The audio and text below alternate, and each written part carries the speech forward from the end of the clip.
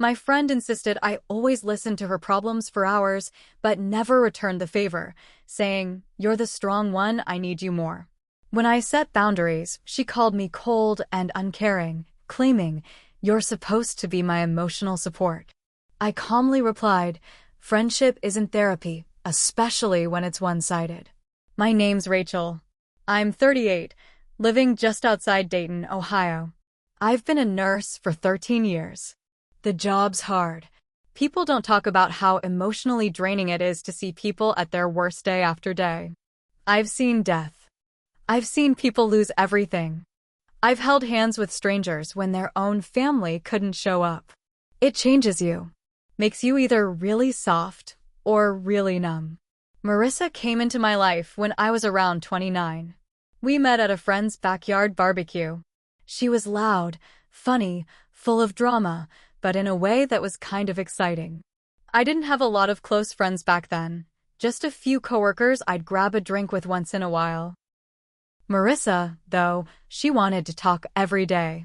She'd text me in the middle of her workday, call me at night, message me while I was on break. I thought it was nice at first, someone who actually wanted a real friendship. Looking back, I was the perfect target for her. I didn't interrupt. I didn't judge. I gave advice when asked and kept my mouth shut when not.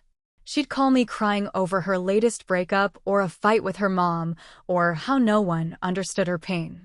I listened. I listened for hours. At first, she'd ask about me, how work was going, how my boyfriend at the time was doing, little things like that. But as time went on, the check-in stopped. I'd be in the middle of talking about something personal, and she'd cut me off. "Ugh, I don't think I can hear heavy stuff right now," she said once when I tried to open up about my dad having a stroke. "You're the strong one."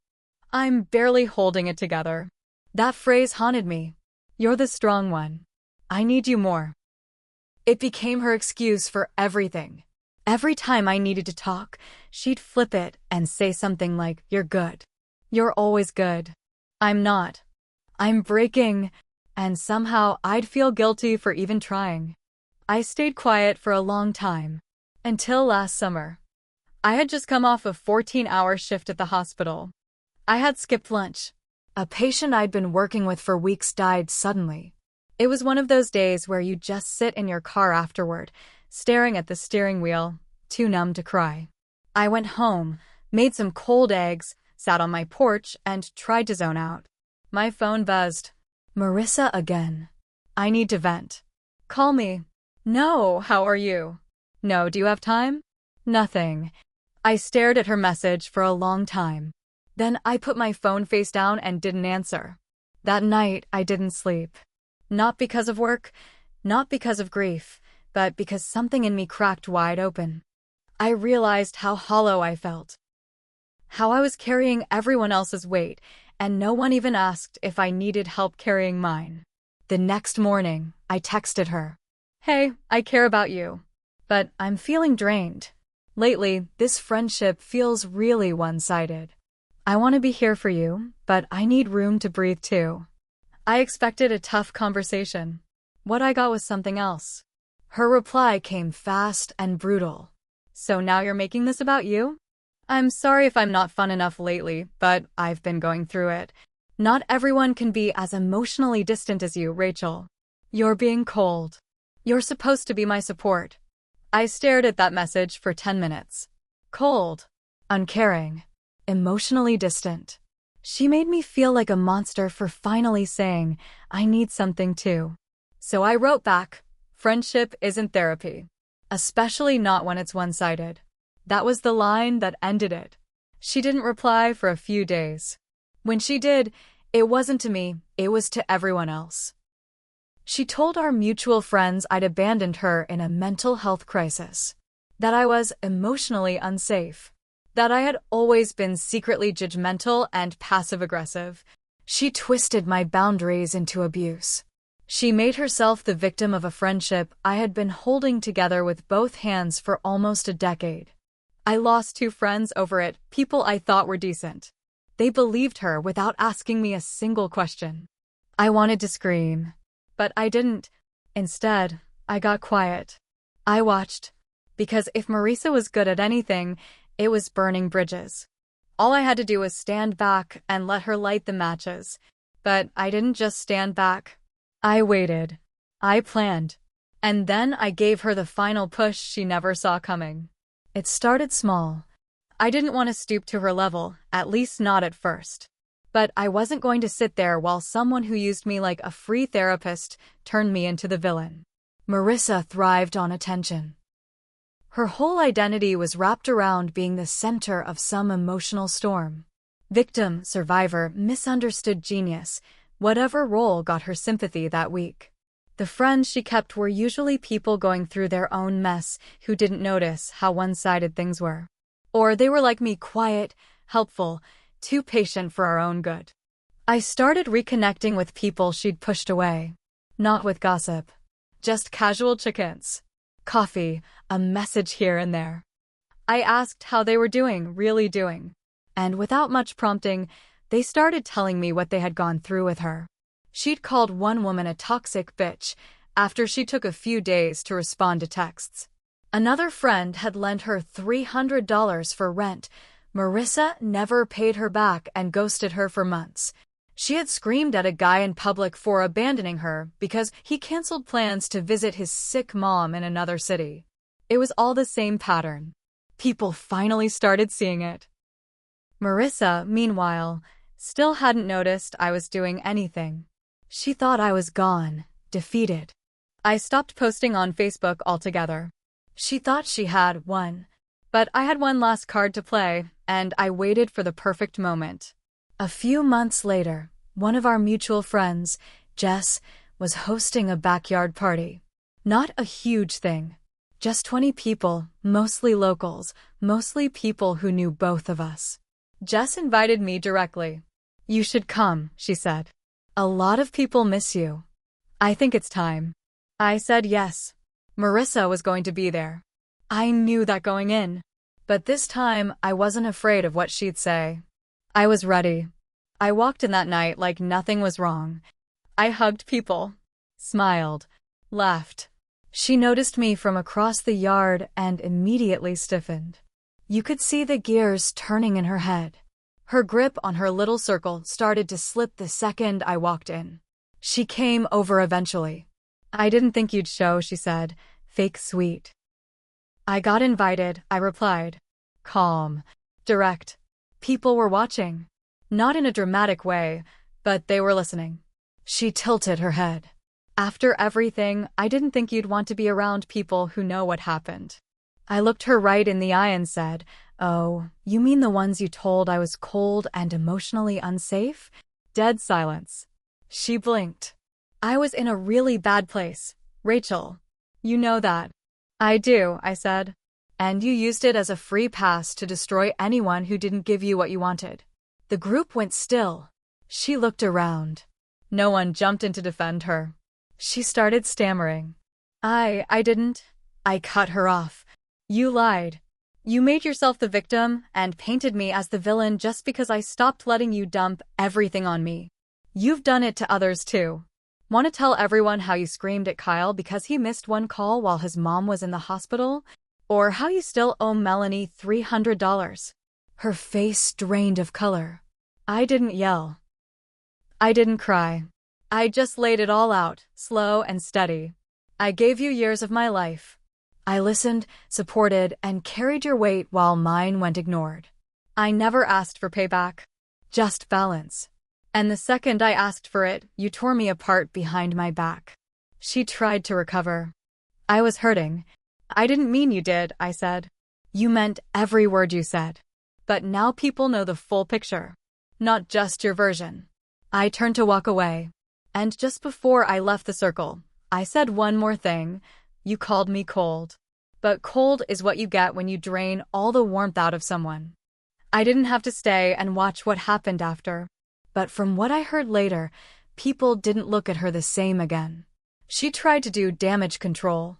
She called people, cried, played the same game. But the charm was gone. The mask cracked. And once people saw the cracks, they started pulling away. One by one, she lost them. Not because I begged anyone to take my side, but because they finally saw her clearly. And the best part? I never had to raise my voice. I just told the truth. After that night, everything changed. I wasn't expecting applause or validation, but the silence that followed was loud in its own way. A few people messaged me the next day. Nothing dramatic, just, I didn't know the whole story. I'm sorry. You handled that with grace. I don't know if I could have. Even Jess, who had known Marissa for years, pulled me aside a week later and admitted she had seen it too, but didn't want to get involved. She's exhausting, Rachel. I always felt like I had to babysit her emotions. That was the thing, right there. Everyone felt it, but no one wanted to say it first. Marissa stopped reaching out after the party. No texts, no calls, no sudden late-night vents. It was like she vanished. At least from my world. But I knew her. She wasn't going to sit quietly. She was just regrouping. Sure enough, 2 months later, she reappeared on social media with a post that had her fingerprints all over it. It was vague and dramatic. Something like, "It hurts when the people you count on most twist your story and turn others against you. I'm focusing on healing. Real ones know the truth." It didn't say my name. It didn't have to. But this time, people didn't rush to comfort her. The likes were down. The comments were dry. A couple of her usual supporters didn't even respond. One woman commented, "Sometimes people get tired of always being the support system. Doesn't mean they're the bad guy." That comment got more likes than her post. And just like that, the sympathy started to dry up. Marissa tried to start over with a new crowd, people from her yoga class, a couple of coworkers from the office she'd just joined. She invited them out for drinks, posted selfies, acted like she was this fun, carefree girl who just wanted to vibe and heal. But people talk. It only took one girl, Tasha, someone I'd met once at an event, to message me on Instagram. "Hey, random, but didn't you used to be friends with Marissa? She's saying you had a narcissistic meltdown or something and something feels off. Mind if I ask what happened?" I told her the truth. No drama. No insults. Just facts. She replied, "That explains everything. Thanks for being real." Another crack in Marissa's mask. And still, I didn't feel finished. Because revenge doesn't always look like yelling or slamming doors. Sometimes it's quiet. Sometimes it's showing people exactly who someone is and letting them decide what they want to do with it. But here's where the twist came. Marissa didn't disappear. She went darker. Late one night, maybe 1 a.m., I got a blocked call. I didn't answer. Then came the texts, blocked number, but clearly her. "You ruined everything. You poisoned people against me. You think you're better than me? You're not. You're just a fake with a martyr complex. You're not a good person, Rachel. You're just colder than me." She was unraveling. And she was trying to pull me down with her. So I screenshotted every message, every call. I filed a police report not to press charges, but to make sure there was a paper trail in case she escalated. I sent the report to Jess, just so someone else knew. Just in case. After that, she stopped. Cold silence. Months passed. I didn't hear from her again. Not directly. But the damage she caused? That took longer to fix. There were still people who avoided me. Some never apologized. Some I'll probably never speak to again. But I didn't need all of them. I had the ones who mattered.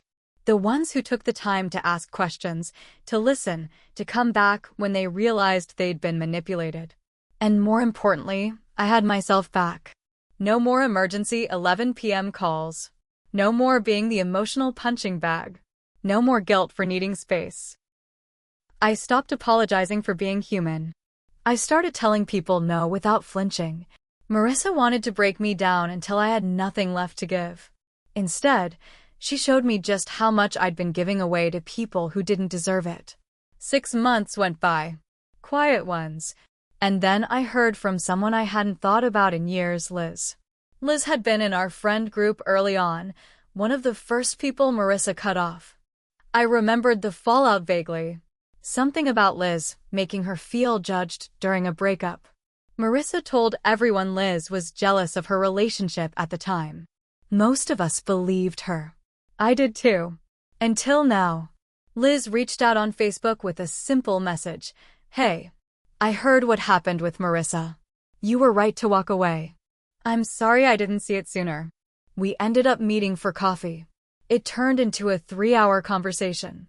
I always thought I was the only one she treated like that, Liz said. I felt crazy for a long time. But hearing what she did to you? It was the exact same pattern. Turns out, Marissa had a long history of this. Getting close to someone. Love bombing them with friendship and emotional vulnerability.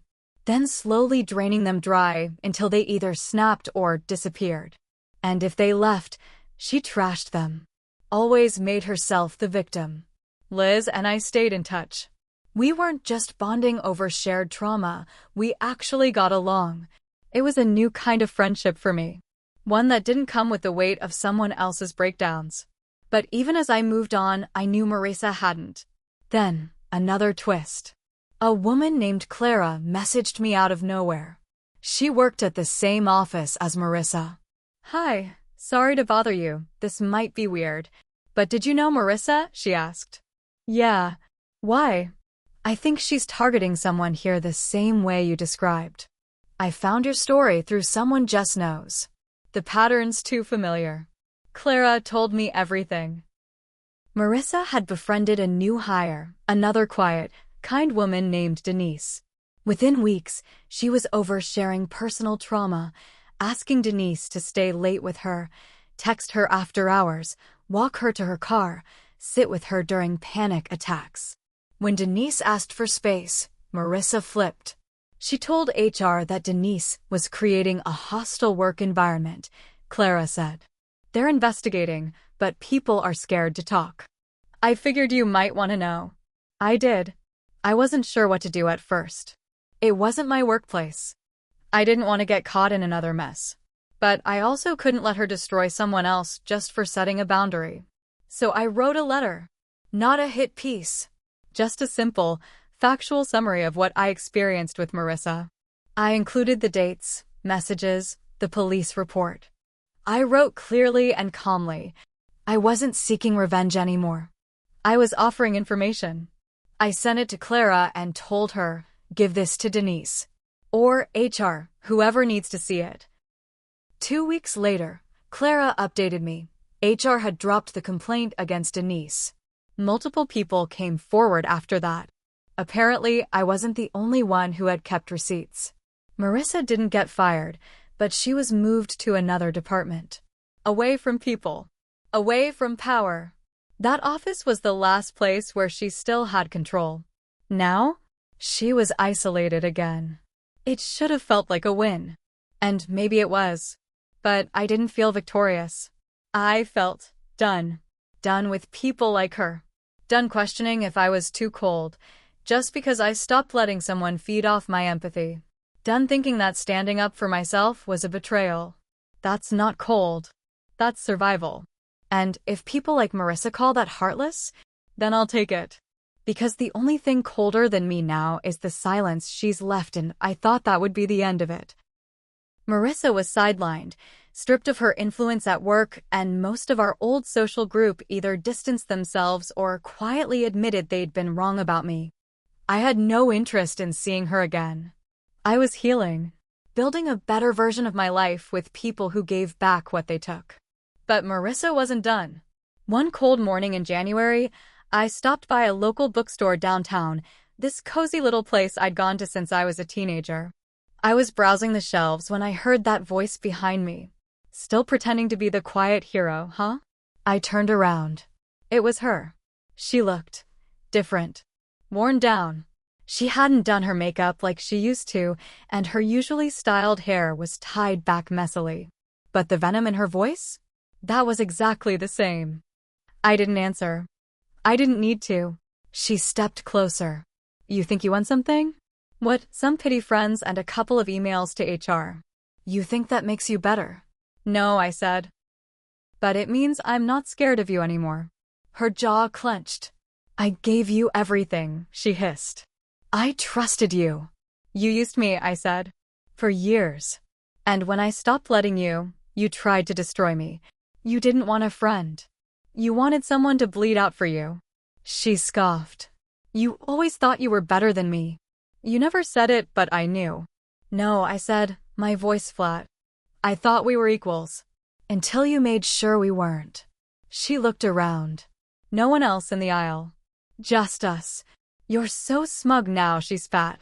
You think they won't turn on you next? People always do. I'm not worried, I said. Because I don't lie about who I am. For a second, I saw it, the crack behind her eyes. The part of her that knew I wasn't bluffing. The part that finally saw I wasn't the same woman who picked up her midnight phone calls or let her dump on me for hours. I hope one day, I said, you realize how many people you've hurt. And not so you can apologize. Just so you finally sit with it. She didn't respond.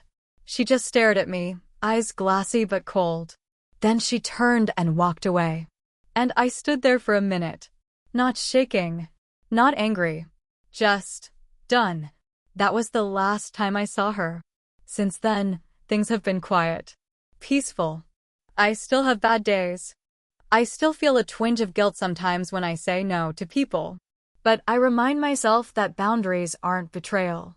They're survival. Marissa taught me that. Not by being a friend, but by being the reason I had to learn. And if anyone ever tries to tell me I'm too cold again, I'll tell them this. I was warm once. But it nearly burned me alive. Now I'm not cold, I'm just safe.